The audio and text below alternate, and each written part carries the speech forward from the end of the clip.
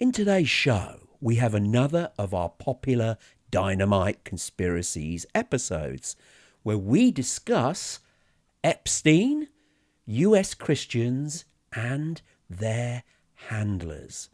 What's actually going on? And now, the TNT Talk Show, daring to go where other podcasts fear to tread.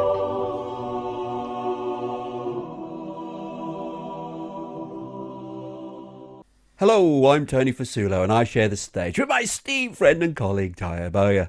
Tyre, hello my friend once again. I hope you keep it safe and well. What the hell? What are you going to say, Tony? I want you to say, go on. Well, I'm saying it. If you stop interrupting. Hello, audience. Thank you for joining us. For those who are not watching, you won't know why Tony laughed. Anyway, thank you for joining us. Question time with Tayo.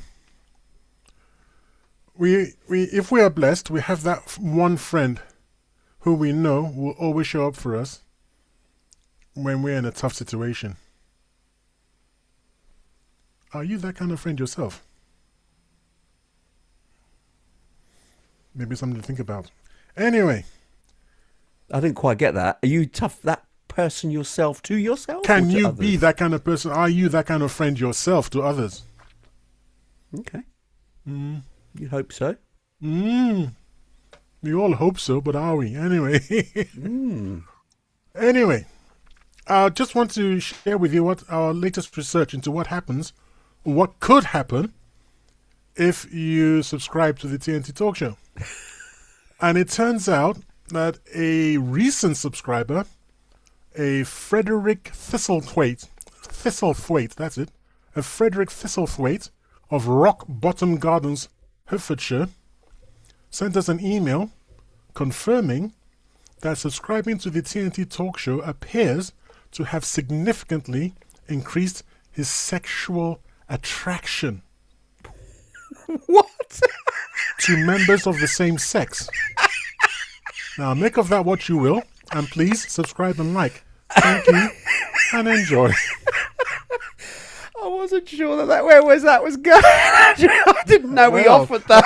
A lot of people will be wondering now, do we subscribe or not? No, please carry on. Subscribe, like, and comment to our show on whatever platform you happen to be on.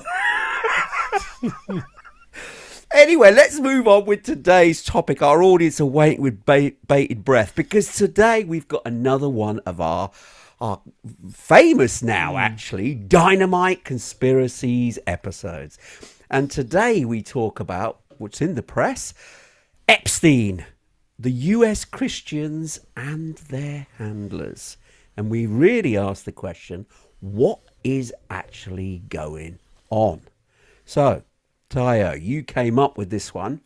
Why did you want to discuss it? Because it's mixing a lot of things together, really. Well, it is. And because in this show we'll be speaking about real people, it has to be said up front that everything I'm saying, Tony is not probably as out there as me. Everything that I say is based on speculation, guesswork, and is never in any way meant to be an actual accusation. So let's just put that out, that it's a disclaimer right up front. I don't know what the situation is. This is just me looking at the situation and drawing conclusions. I'm trying to follow breadcrumbs and just speculating as to what it could mean. So it crossed my mind to ask this question because many folks, myself included, wondered, why did America go to war against Iran?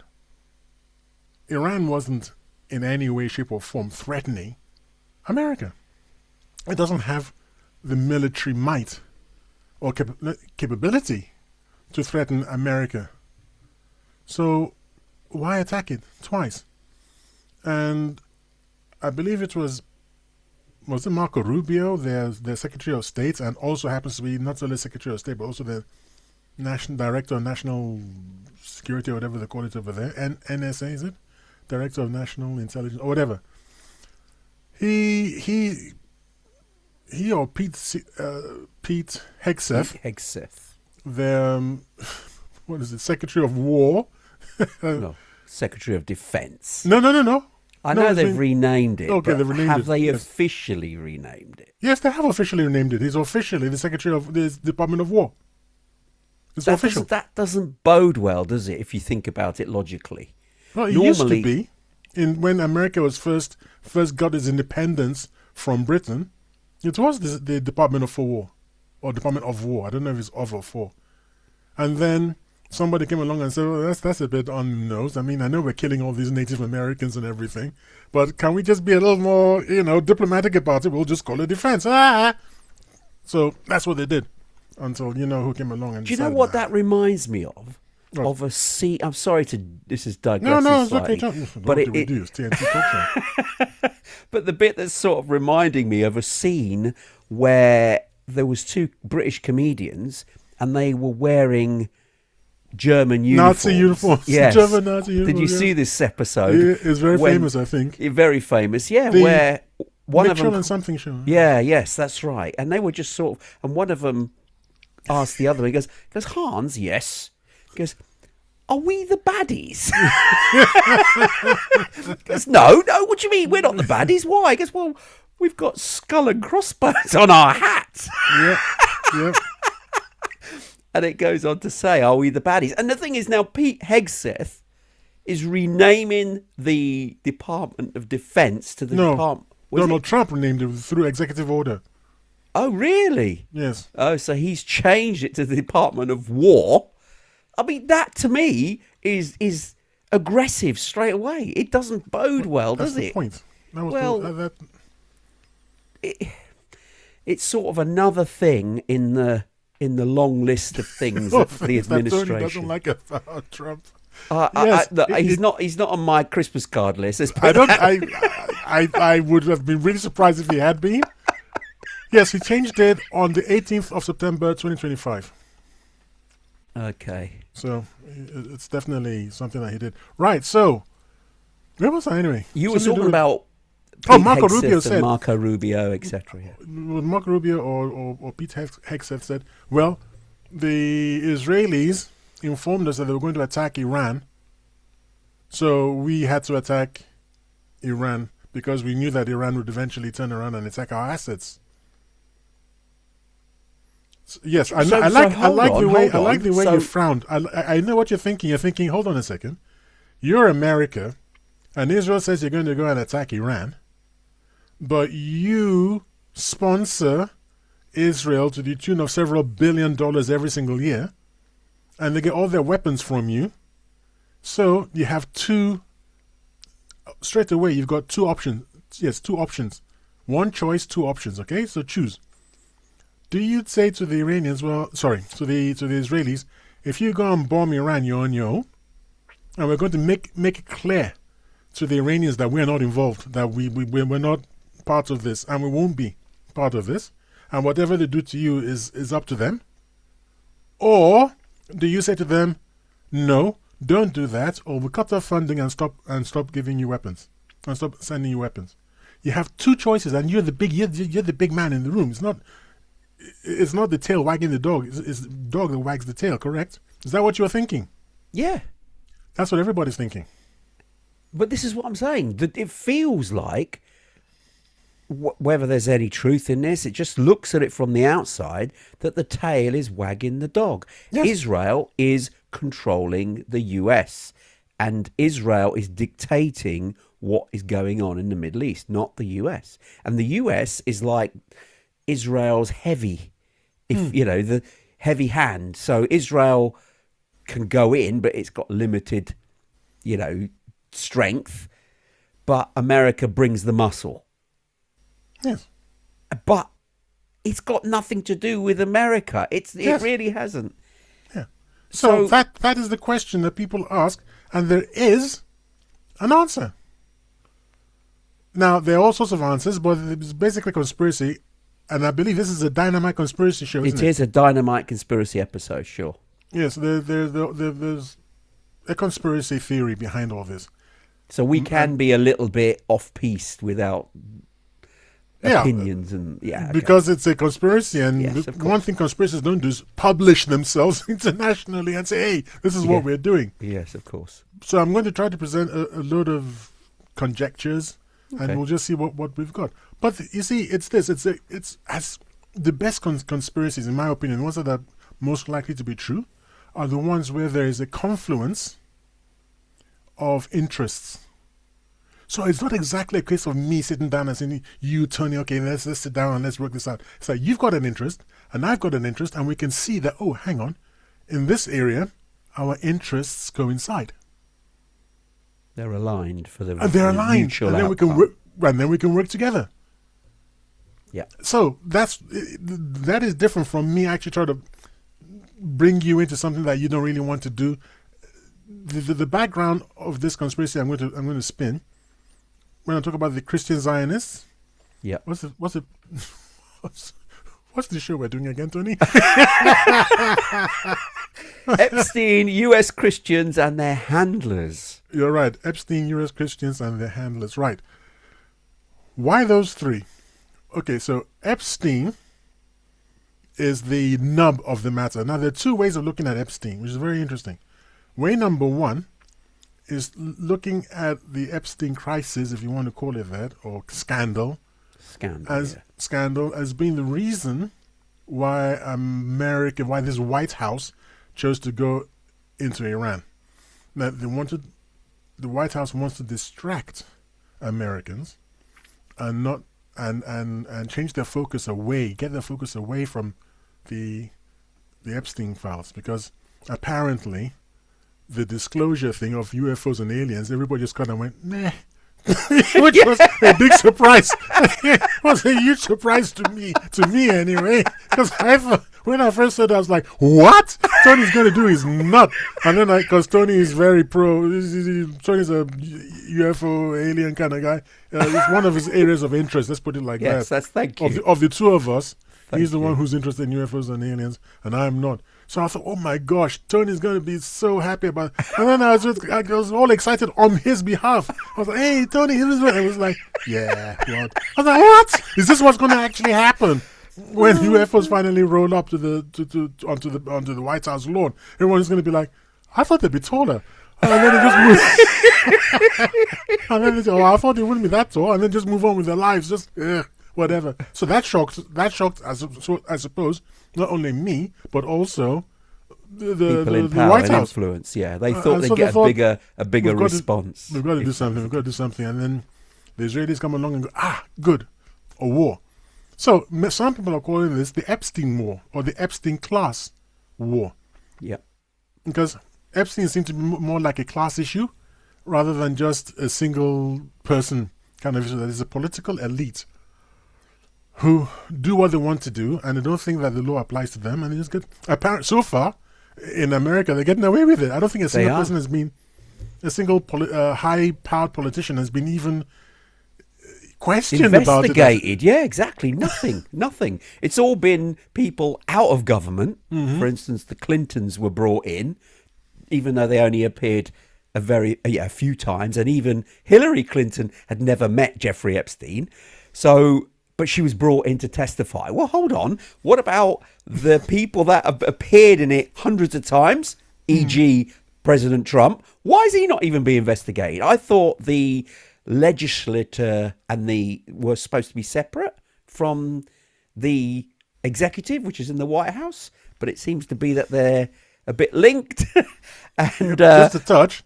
Yeah. See how many of them are in there themselves. Well, So this is what I mean by the political class. There's a class of them, not just one or two individuals. but it is And both obviously- sides. It's not just, say, the Republicans. Exactly. It is Democrats as well. It's both.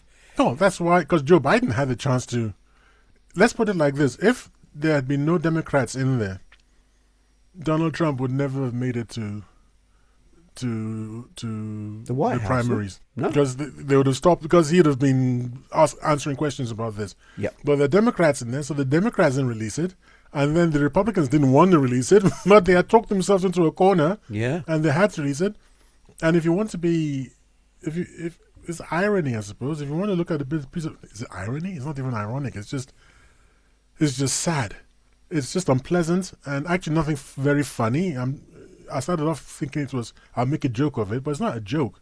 That they redacted the names of the accused, but left unredacted the names of the victims. Yes, which is crazy, because the victims were just Joe Public, whereas the accused were in, as you said, this Epstein class, political class, that didn't want to be named because they've got power and influence. Well, if they've committed crimes, which is obviously we have to put a disclaimer here again, your name appears in the Epstein files. If they're accused of committing crimes. Exactly. If they're accused, just by being in the files doesn't mean you've committed a crime, of course. But if you're accused, then why are you being protected? Well, you're innocent until proven guilty, so I don't mind that too much. But let's redact everyone. And I think one person on the committee that was looking into this at the time really, I think genuinely upset. Said, this is ridiculous. I can see victims and I can't see the people being accused. He said, why would you even release it? You're actually making a statement. You're telling people don't come forward. Yeah, basically. Yeah. That's terrible. Terrible. I mean, okay, let's go back to the point in question, which is to do with the US Christians and their handlers, and you're linking it to the Iran conflict in a way. But where's the link? What's this US Christians got to do with the war in Iran, for instance? What are we talking about here? Okay. You got to follow me a couple more steps before we get there. Okay. So the Epstein class. Let's put it like this. I'm going to lay out a conspiracy theory for you. Okay, it's a conspiracy theory. It centers on Epstein, and then we'll see where we are. So let us suppose for a second that Epstein was an agent, and he was run by a foreign intelligence service, Israeli foreign intelligence service, the Mossad. And let us say that his job was to compromat. Do you know what that means? Yeah, compromise. Yeah. It's a Russian word, compromat. To compromat influential people in Western society. Okay? Yeah. And so that you can obviously have something over them and influence them in your direction, etc. Precisely. And the idea of that was for the safety and security of the state of Israel. So they'd always have access to money and weapons, and like you said, used a lovely term, the heavies. When they needed some heavy lifting, they had that assistance from the United States of America. I'll delve into certain pointers that buttress this, but I'm just laying out the fundamental thing. Okay, that wouldn't be enough, though. It's not enough to compromise certain people, and Israel is in a funny position of not having to just depend on a single track. There's another track, and the other track is the Christian Zionists. Happen to be a very powerful political group in America. There's one single pastor. They call them pastors over there. One single pastor. Right. I forget his name, but it's all down on my research notes. Pete's on one or the other, or Peter. He's got 10 million followers, and it's Christian Zionist for Israel, I think. So some kind of name like that. What's the difference? I mean, if you could explain for some of our listeners and viewers who may not have heard that term, a Christian Zionist, what does that actually mean? Because there's Christian nationalist and Christian Zionist.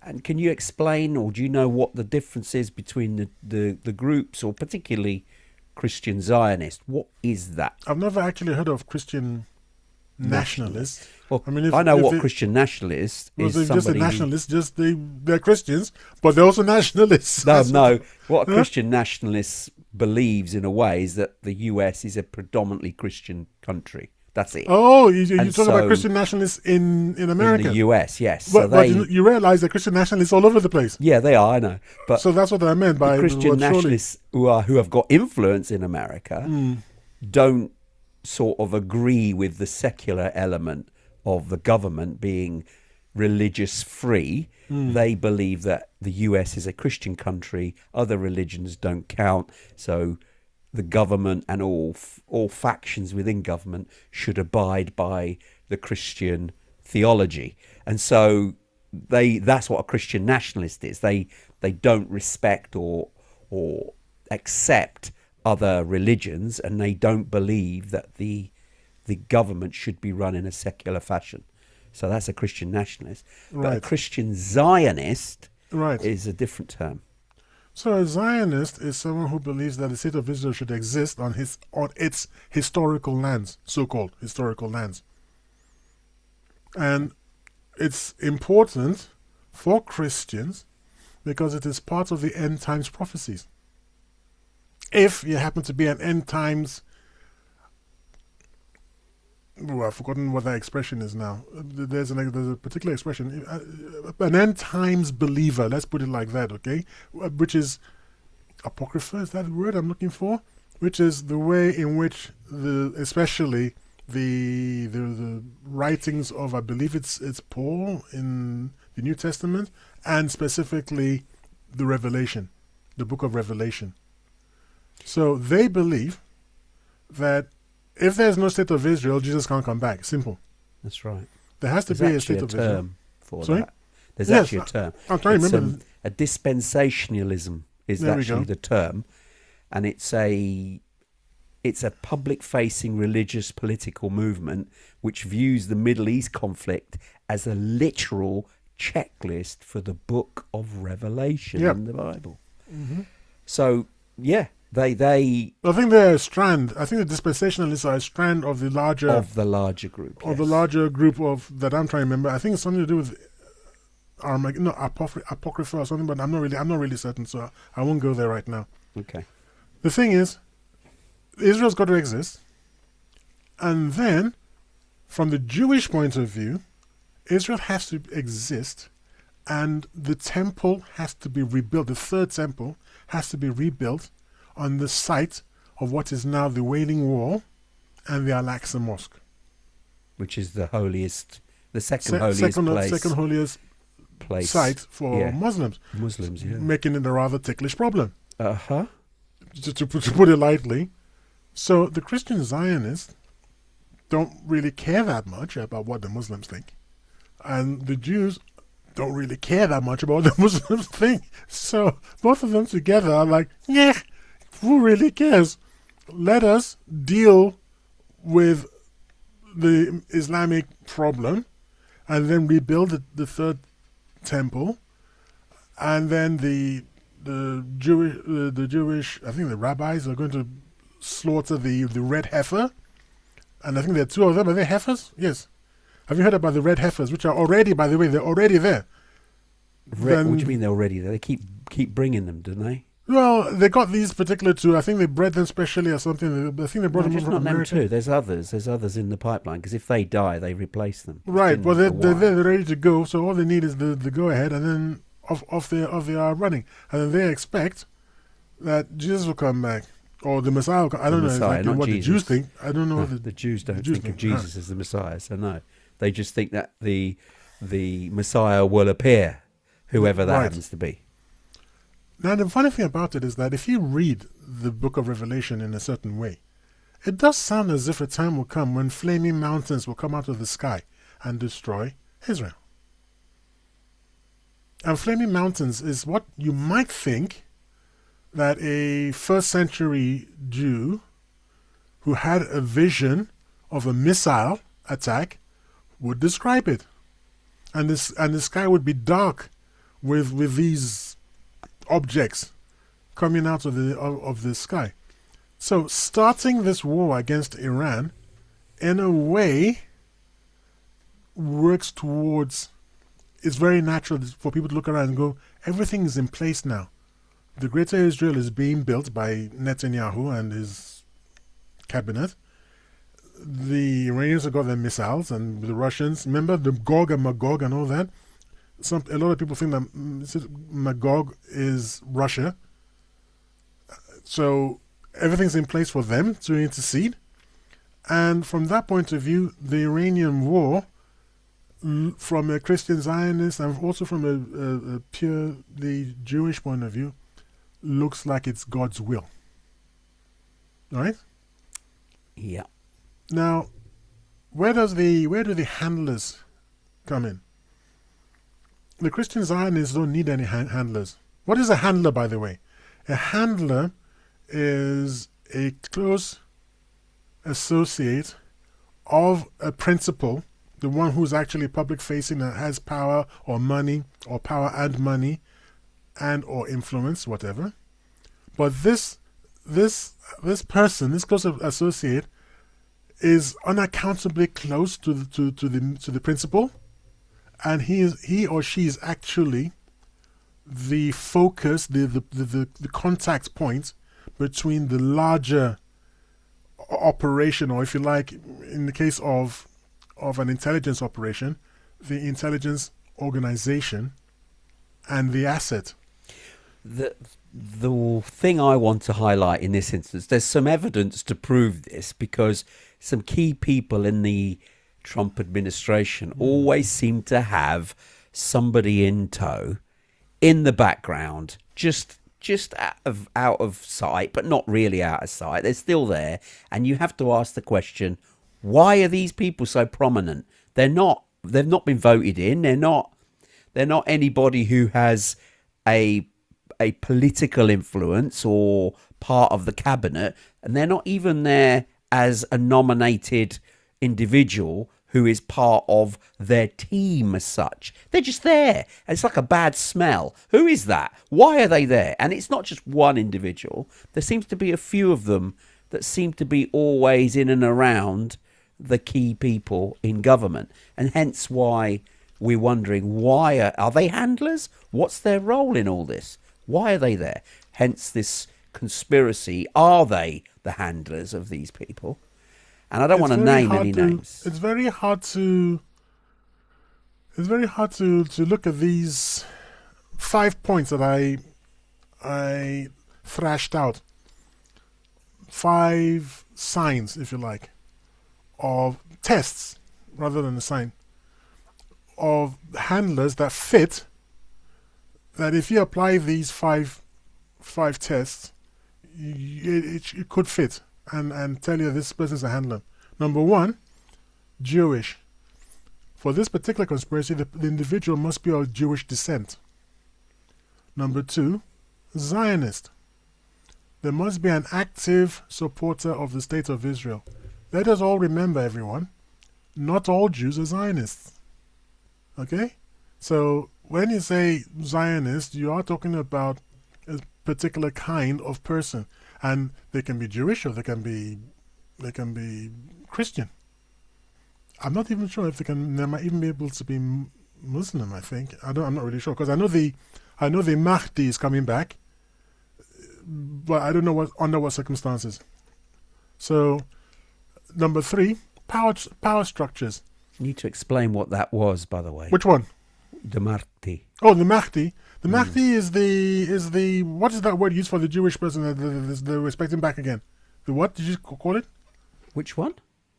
When I said Jesus coming back again, you said no, and you corrected me about for the Jews. Oh, the Messiah. The Messiah. So yeah. The Mahdi is sort of the Islamic sort, and they're going to hate me for saying this. He's coming back as the Prince of Peace, but yeah, that's the closest I can come to it. It's like their own end times, returnee, if you like, the one who's bringing peace with him. Does that make any sense? Or yeah, it does. It does. Yeah. I suppose I can quickly.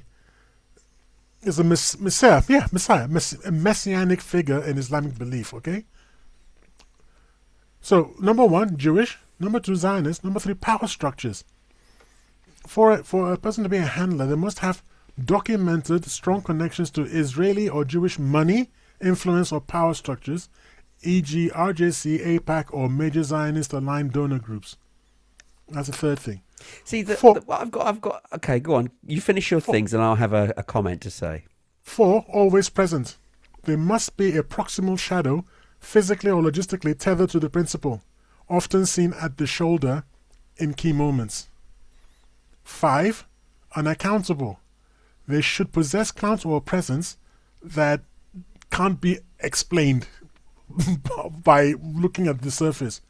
And if they've got those 5 things, that's a handler in this particular conspiracy. Yeah, it is. I mean, the handler term is a bit weird, but you don't have to use that term, really, because they're already people who are lobbying, and then they're doing it in full sight, so they don't have to hide behind this handler label. They're already doing it. It's you can even find it through the FEC filings because they're transparent. They're Israeli allocated influencers. They're not hiding it. So it's not really a handler. It's in Israeli influence because there are lobbying groups within the administration that because they pump in so much money. In fact, the Israeli government allocates $750 million specifically to target US evangelical figures because they knew that they would be Christian Zionists and support the Israeli state, effectively, Israeli land, and they would then also put pressure on the US administration. So you've got it coming from 2 different angles. You've got the Christian Zionists, who are American, and you've got the Jewish Zionists, who are the Israelis, but they have influence because they provide money and influence, and AIPAC is one of the Jewish Zionist groups. The Christian Zionist group is a CUFI, and these are all lobbying groups to the administration. And because they have so much money invested in a lot of the political elite, they have front and center lobbying rights. And so they influence the administration from real close up. So it's not really a handler. They're not even hiding it. It's front and center. They're doing it because they're influencing within as an associate, a helper, an advisor in that term of the government. And that's what's happening. So it's not a handler because the handler's got some weird connotations to it. It's just political lobbying, and strong political lobbying where you're lobbying with pulling someone's arm behind their back. Do you know what I mean? It's not just lobbying as such. It's far more than that. So that's not one of those people are not handlers according to my definition, because they failed the 5th test. If you remember, the 5th, or if you listen, did you listen? the 5th test is unaccountability. That you can't understand why they're there. But if you can look at the person and go, oh well, that's just the AIPAC representative. That's not a handler. That's, as you've said, is just somebody who's just lobbying. That's a lobbyist. So but they've also got them as guides and advisors. That's the term they use. Doesn't my matter. advisor. The point is, you know who they are and what they're doing there. Well, there's nobody in that group who hasn't got a role. Like everyone, Secret Service are going, well, who's that? It's not like that, is it? They know who they are. And if you actually search them up, who are these figures? They've got names. You know who they are. And their role doesn't mean that they can account for their role in this other person's life. That's what I'm trying to say. You can say that with an advisor. You can have an advisor to, Tony, let's not president. argue. Listen to what I'm saying. Okay. What I'm saying is, it's unaccountable. Now, you've just accounted for people who come from AIPAC, and they're giving AIPAC money to this person, and they're following the person around to make sure that AIPAC's money is being spent. Well, that's accountable. We know why you're there. It's easy. But there are other people who follow other people around, and you go, well, yeah, okay, but why are you always behind him then? I don't get it. What are you doing there? Those are the handlers. So let me give you an example. Okay.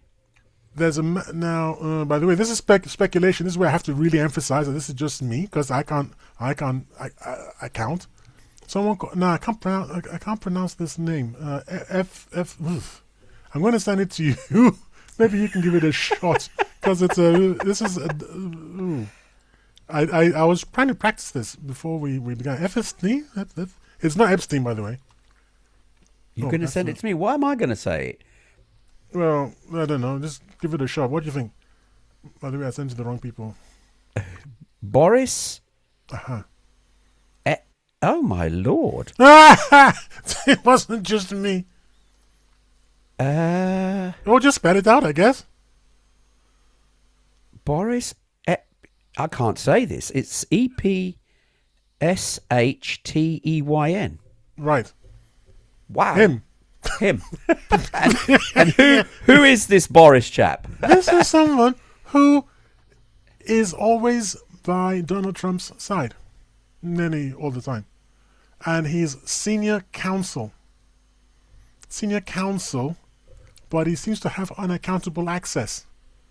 I mean, senior counsel, we can understand, well, okay, if Donald Trump's got a lot of legal balls in the air, so to speak, and I'm not trying to be funny. He's got a lot of legal issues, plate spinning. So, but there are times when you wouldn't expect a counsel to be present, and he is. And that's what I mean by unaccountable access. That's why, why are you at this security meeting then? Why? So, that sort of thing. Here's a very funny one. I was going to leave it for last, but I'll mention it now. There are two types of people that I'm going to mention. One is different. So I've got 1, 2, 3, 4, 5, maybe 6 or 7. But one of them is different. One of them was seemingly with Charlie Kirk. Now the thing about Charlie Kirk was he didn't need a handler because when he started out being very pro-Israel. On his own accord. He didn't need any convincing. But he was very honest and patriotic in his own way. So I think somebody thought to themselves, if we're going to invest in this chap, his honesty, his straightforwardness, and his patriotism might one day be a problem. Very foresighted. Is that the word to use? Yeah. Very foresighted of such a person to look at him, because we're talking about maybe 2010, 2011, to start thinking about this guy being, he cannot be teleguided. Do you understand? Yes. So the thought we need to. He's got a bit of integrity, despite his viewpoint. Yes. He'll stick with his viewpoint. Yes. And can't be influenced. He's got he some morality. And if he doesn't believe it, he's not going to believe it. So yeah. I think they set him up with a handler. And I think it wasn't a normal handler. It's his wife. Yes. No. Why did you say that, though? Because I don't like Erica Kirk. Well, you can't call somebody a handler because you don't like them, man. No. I'm not calling her a handler. Oh, okay. I'm putting 2 and 2 together, what you've said, because I don't like her. I think what she was crying after his death was crocodile tears. Yep. I don't believe she was in love with him, how much he was in love with her. I think she could have been planted. She had a very interesting background, by the way. Her father was in Mossad. And they ran the... Is that a definite or conspiracy? No. Her father was in Mossad. So if her father was in Mossad, then was she Israeli? Yes. Well, I don't know Israeli, but she's Jewish, yes. Right. And she's now a Catholic. She's now a Catholic. Well, that's what she says, but there's some questions. Candace Owens is the person to go to get the scoop on Erica Kirk. Mm. And I don't think she was a handler in the classic sense. I think she was a honeypot and she was a watcher. Now that's me guessing. I'm not actually accusing her of being a honeypot. If my conspiracy theory, that's her role. The honeypot. She was laughing 2 weeks after this man died. laughing on a video call, and this is one of the things Candace Owens is going on about. Is that, hang on, this doesn't compute. And she and her father. I mean, let's be honest. We may be doing her a disservice here. Yes, of course. We could, yeah. So we need to say that. She People may have react not been differently. getting on with him, so, unfortunately. That's not how they were represented. And that's not how she represented herself. So, no. But people, 2 weeks, you can have a giggle. I mean, yes, he's dead. Yes, it's sad. But maybe somebody said something genuinely funny. How do we know? We don't. Like I said, if you really want to know about that sort of thing, you need to go to Candace Owens and check out her little mini-series on Erica Kirk. What is of interest, and it starts like, that's a little convenient, is that there were some questions about an orphanage that she and her father ran in Romania. And about the kids there. That's right. And in 2025, the Romanian government started asking questions. So when you start thinking about the Epstein class and kids and everything, it's just I'm not saying anything. All I'm saying is, why is it that when you look at these people, there are questions instead of answers? Do you understand? Anyway, next. Do you know how Jeffrey Epstein became Jeffrey Epstein? He was a what? He was a dropout, a college dropout, who was hired to teach maths at a prestigious prep school in New York. Hold on. He was a dropout. College dropout. So how was he asked to teach maths at a prestigious school? Why? At the Dalton School, the headmaster in 1974 asked Epstein to teach maths there. Why? Nobody knows. Strange. What we do know is that headmaster, whose name was Donald Barr, who had been in the CIA, the precursor to the CIA, and is the father of Bill Barr. Oh, right.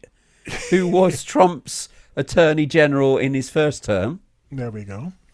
Okay. Interesting. And had some input with the Rothschilds, and everybody calls them Rothschilds, but it's actually Rothschilds. Had some connection to the Rothschilds. Is where Epstein got his rise by being introduced to a Wexner. What's his first name again? Bill Wexner. Leslie Wexner. Oh, Leslie Wexner. And Leslie Wexner is the billionaire. Bill Wexner. Okay, maybe. Leslie. Is it Leslie Wexner? Leslie Wexner. Okay. The billionaire who gave what's his name? Epstein power of attorney to manage his billions. See, that... What is that about? That makes utter... That's ridicule. I mean, I was available. You could have got me to do it. I think Leslie Wexner, though, had the intention that his money should stick around and not disappear to some island off Rome, off Italy. Henceforth called the Tony Fasulo the Fasulo Isles. You go, Fasulo Isles? I know that guy. I used to do a podcast with him. How the hell did he get all that freaking money? How? Okay. Yes. What was this guy called? Say again, Paul? Leslie Wexner. Wexner. Right, okay. Now, was he ill? Was he old? No. The story was, he said he got bored with the minutiae of handling the administration of a multi-billion business. Okay, I get that you can probably find people to look after it, but you wouldn't give power of attorney. Power of attorney is they have sole control of everything you have. Yep. What you typically do if you don't want to manage yourself is give it to these fund people. Yeah, fund and you managers. split it up into loads of different funds, and different They people manage it. You can't that's lose everything, even if one exactly. goes down. Yeah. You don't. And the failed maths teacher, college dropout. Why would you do that? Well, Wexner. Now he's alive and everything. So anyway, So what's he now done? Is he controlling his money again? Because Epstein is. I don't know here. what he's done, but I do know that they were asking him questions about. You see, there's some emails with some weird language that a few years ago there was some big kerfuffle about pizza Pizzagate. and Pizzagate. Now I never at the time I didn't know what the hell it was all about. People were saying QAnon, Pizzagate. I didn't understand it from Adam. What are people talking about? And nobody was actually coming out and talking about it openly and clearly. So I didn't understand what's going on. I just got fed up. I don't know what's going on there. Since then, I've realized that Epstein's emails contained a lot of talk about pizzas. And they weren't talking about pizzas. Okay. What were they talking about? If you think about what Epstein was accused of, Yeah. what kind of trafficking he was accused of, that would have been a pizza. Oh, I see. So it wasn't real pizza. It wasn't real pizza. Trafficking. When you order a pizza, you're not ordering a pizza, Yeah. right? That's interesting. I didn't know that. Yeah, well, that was what all that Pizzagate thing was about. I had no idea. People misunderstood it and thought it was a literal pizza. I thought it was a literal pizza. I'm like, Yeah, so yeah, what? yeah. Don't eat there. Well, didn't some crazy people go in with a gun in some of these stores? And That's try right. to hold up They got the whole of the staff wrong end of of the stick Pizzagate, altogether. and it was a whole because they didn't have all the information. Yeah, So pizza was a code word a good word. used within the files to request a certain service. Hmm. I see. Even worse, grapes. When you can figure out what that meant. Oh. Okay. Yeah, really hard stuff. I mean, there's hard stuff in there. So what about the film? I mean, we did a show on it. Oh yeah, The Sound of Freedom. The Sound of Freedom show. They sort of have missed the mark, although they were revealing a lot of information, but they missed the mark as well. So they were aware that something was going on behind the scenes, but they couldn't quite put their finger on where the actual real source lay, and they pointed to Hollywood, as if Hollywood was the starting point of all this horribleness that was happening in the background, when in reality it was even bigger than that. It was actually in the political elite group as opposed to just the movie elite.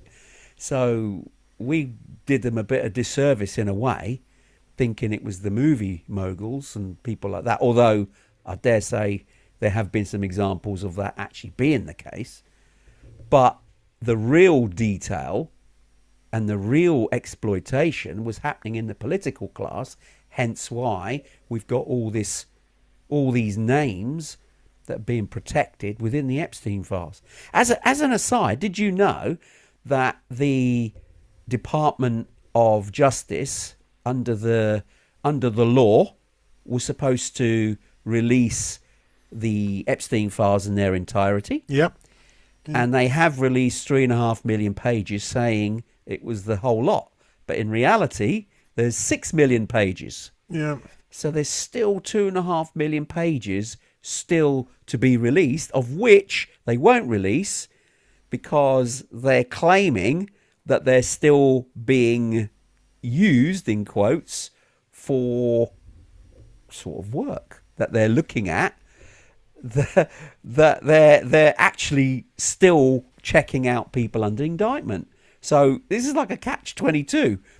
The government won't release the files until there's an indictment, but they can't do an indictment without the files, because they're saying they're being used for other things. There's sensitive information in there that can't be released, and it also reveals sensitive law enforcement techniques, which is supposed to be secret. They don't want to reveal it, and so that's why they're not revealing the files, even though the Epstein Transparency Act is a law that's supposed to mandate them to release all the files, of which they haven't done. So this is a real problem here, and I think part of this reluctance by the Department of Justice is it's institutional self-preservation.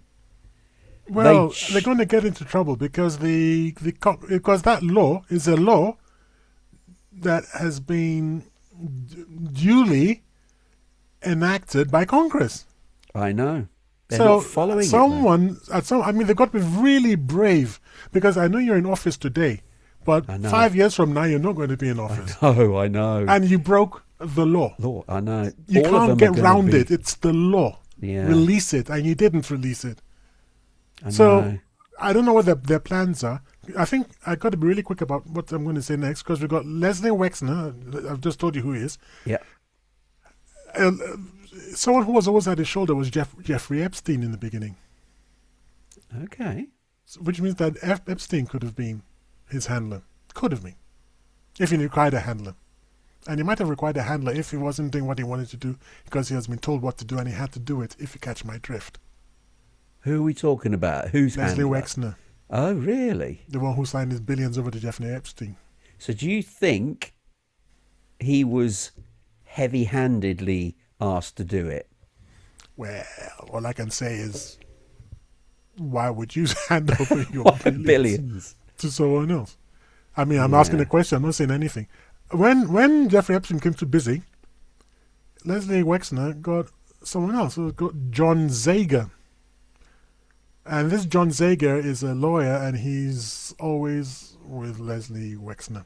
Now. So he's replaced Epstein. Well. Effectively. Well, if Epstein was ever there, and if Zager really is there, all we can say is it kind of, we can't say these things are true. We've just got to ask the questions. Is that what happened? Mm-hmm. So I'm asking questions. I'm not saying anything, because I can't prove anything. Oops. Has my camera gone? Yeah, it has.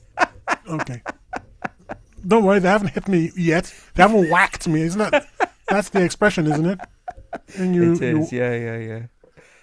I mean, this is a complex web of intertwined...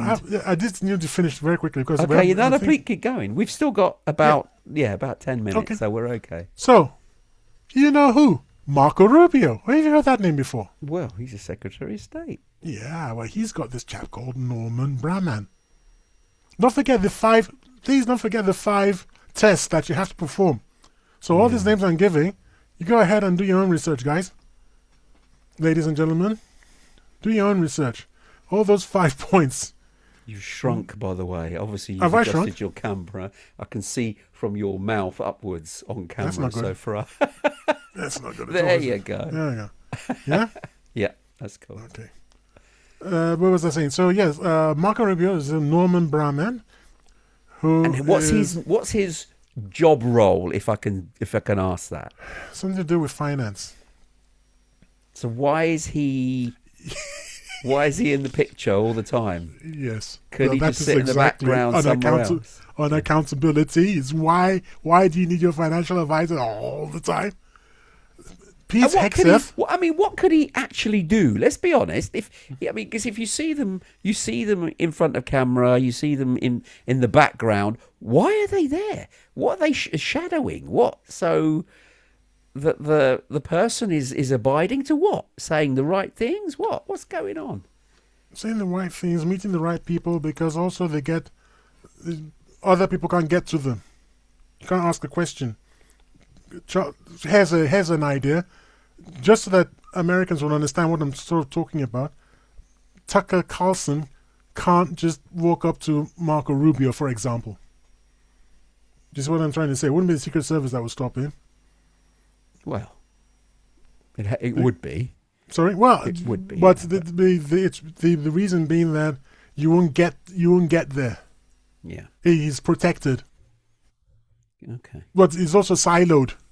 It's not. Is it? Are you being protected, or are you being imprisoned? That's a very good way to look at it. Ask that question. Can I go back very, very quickly to one of the original points you made regarding the war in Iran and how that sort of came about because of the Christian Zionists and the Jewish Zionists. there's claim by there's a group called the Military Religious Freedom Foundation, Yep.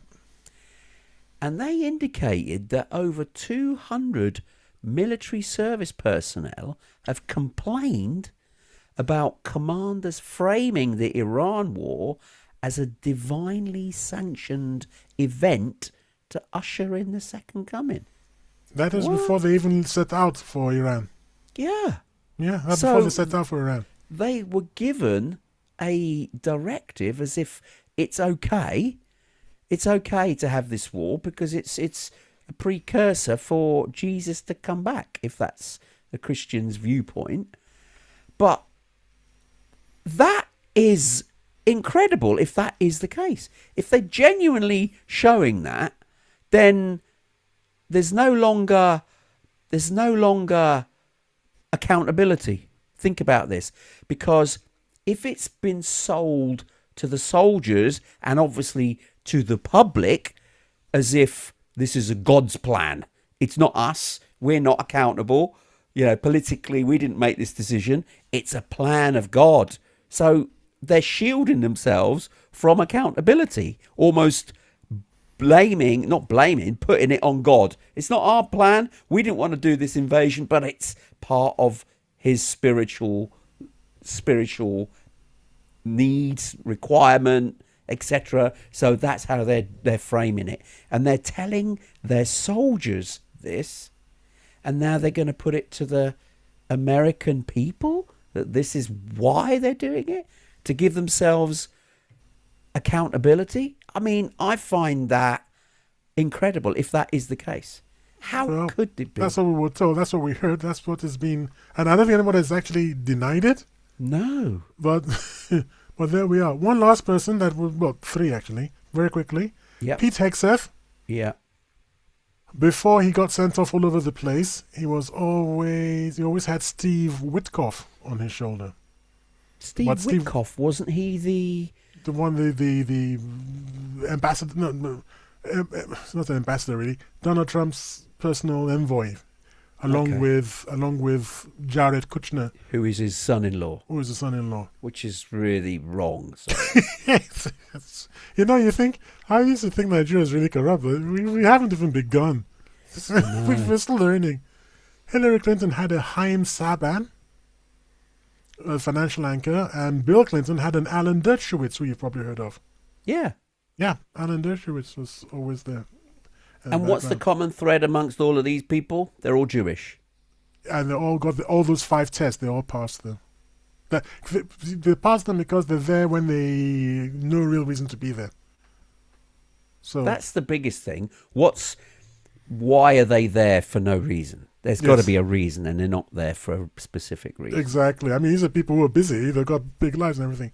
And there was one interesting thing that, because I was playing around with these ideas with one of the AIs, and it said, well, what's interesting is when Charlie Kirk got it, there was a sort What do you of mean got disconnect. it? What do you mean he Well, got he it? got it in the neck, didn't he, Charlie Oh, Kirk? okay. When he bought the farm. There was a sort of disconnect, which is the way and obviously this AI, the way we perceive Erica's response. Not the response of someone that would have expected in those circumstances. And it says one of the things about classic handlers is they never get emotionally involved with their assets. Classically, Well, I mean, yeah, the classic you intelligent. wouldn't do, would you? You can't. You can't. You've got because to keep otherwise that emotional exactly, distance. exactly. So he pointed that out. That probably should have been my number 6. But how do we test it? We can't test it. She It's had over. Charlie Kirk's kids. Well, the Russians did all that, didn't they? They did it for the Russians. No, the Russians actually they came up with this word compromat. Yeah. And yeah, they had sleepers and people who just live in ordinary lives. Problem with the sleeper thing is that I think it did actually die out because when they got activated, many of them were unwilling. Yeah, to change. They had become real Americans at that Yeah. point, or real. So when they got activated, they're like, nah, actually, I'm comfortable. It's my country now. Yeah, I don't want to do it. I don't want to do it. But they got. I mean, one of them was a bit very quickly. I can't remember the details. I'll try to think of it. he actually ran to the FBI because they were blackmailing him. Wow. So we know that they do that sort of thing. It's great. Anyway, so there we go. So we have this, and this is what we're looking at, and we're looking at the spores here, and we're thinking, when we don't understand why things are the way they are, it's not always because of stupidity. It could be because of a hidden hand. I believe that's what I've been trying to say all through this episode, that it's very easy to dismiss people as stupid. Oh, Well, no. maybe No. maybe No. Maybe they're not. I mean, it's possible that they're... I mean, some are stupid, but the people who are teleguiding them are not stupid. No, the people who may be in the background, yes, they're very, very clever, but the people front and centre appear like fools. I mean, if you want to hear someone abuse people, it's very funny when he loses his temper. There's a YouTuber. Trump? No, there's a YouTuber called Scott Ritter. Oh yeah, I know Scott Ritter. Yes. They did Scott Ritter. When he's describing Trump and he loses his temper, he says the most amazing things that make you crack up. Scott Ritter was a former CIA operative. No. He was the CIA. No, it wasn't CIA. He was a major in the Marines. Scott Ritter. Okay. Scott Ritter was a major in the Marines, and he was leading. He was charged by the United Nations as the head of a mission to do the weapons inspection, to carry out a weapons inspection in Iraq, looking for Saddam Hussein's weapons of mass destruction. I see. And he came back and said he doesn't have any. Yeah. And he got himself into really hot water because they said, no, he has. And he was like, no, I've checked, they haven't. And I said, yes, he has, go and find them. And then they said, as a Marine, you understand what you're being told. Yeah. But he didn't. The man didn't have them. So when we went into Iraq, it was all nonsense. And I think that's where he and the establishment went separate ways. Yeah. And that's why he's had his problems since then. Anyway, if he does something called the Scott Ritter rant. Yes. And if you catch them, you just... Anyway, so back to this conspiracy thing here. I'm saying that the Epstein class is a projection, actually, of a bigger conspiracy. It's like a node. They've got more than one node. And Epstein was one successful node for a long time. But there were other nodes. So the Sound of Freedom people might have found another node in Hollywood. Oh, I see. Right? And there's probably a node in other places as well, doing different things. Don't forget, I mean, you don't buy this conspiracy at all. But don't forget the conspiracy about Brigitte Macron. It still goes back to the same people. And he, very much like, when I say he, I mean, because there are two he's, maybe, because the Emmanuel, very, very much like Epstein, was a nobody when he was plucked and made head of a department in a bank. I can't remember the name of the bank, one of these really huge banks in France. And all his deputies were like, this guy's an idiot. How did he become promoted like this? And this is one of the things that Candace Owens has got quotations from. Some of her receipts are people saying it. We were all looking at each other and thinking, he doesn't know anything. Why is he running the bank? He doesn't know anything. He was mentored, just like Epstein was. And it just makes you ask questions. How much of the world is what we think it is? Indeed. I mean, we've got to the top of our hour here, so we need to sum up. I mean, do you think the fact that there's no arrests for any of the Epstein stuff in the US because there's so, everything is so financially and legally intertwined that pulling one of the threads, it causes everything to unravel and it will be absolute disaster. Although we need it to happen, really. Otherwise it won't get cleaned up, if ever. It'd be wonderful if it happened. But you've got to ask yourself, if it hasn't happened now, in the middle of all this, can it ever happen? I still I don't think they'll let believe. you go. I mean, this my because we got to the top of the hour. I mean, I've got to ask you a sum up, and I'll give you my sum up. I mean, do you think Epstein, the U.S. Christians and handlers, what is going on? If you can sum it up. I think what is going on is that there has been a massive conspiracy that has been going on for decades. And it has been so successful that America is truly a captured nation. And it can't free itself. And even if someone like a Tucker Carlson, there's this gentleman that you sent me, whose name you sent me the other day. James Tallarico. Someone like that, even if he got in, you see, that could be one individual, but you can't change everybody else. And that swamp, the swamp, it's not going to be drained by anyone. What was crazy is Trump was using that as his way of getting into power when he's the instigator of the swamp, or one of the key members. So I'm just hopeful that there's enough American people who are true patriots for their constitution that they do eventually want to clear up this mess and make this detachment, make sure that the US is actually governed for US interests, not by third-party countries. And there's enough of them in the general population to actually come forward and say enough is enough. Let's clear this out. This political class has to go, and we have to start again to truly make America great again, not on the watch of this particular administration for sure, and none of the political class at the minute, because I think there's not any of them that actually are in it for the American people. They're doing it for themselves, which is a tragedy, because in America they have got some phenomenal people. It's just the political class at the top are causing these problems and making the whole country look bad. Can I correct myself? Yeah, The pastor is called Pastor John Hagee, Hagee. Okay. Anyway. Unfortunately, we've now got to the end of the show, but thank you for that. If you've loved this episode, please hit subscribe and stay tuned for more deep dives into prophecies, mysteries, and the unexplained twists of fate. You've listened to Tony and Tyre, and we are the TNT Talk Show, but unfortunately, we have reached the end of the show for another week.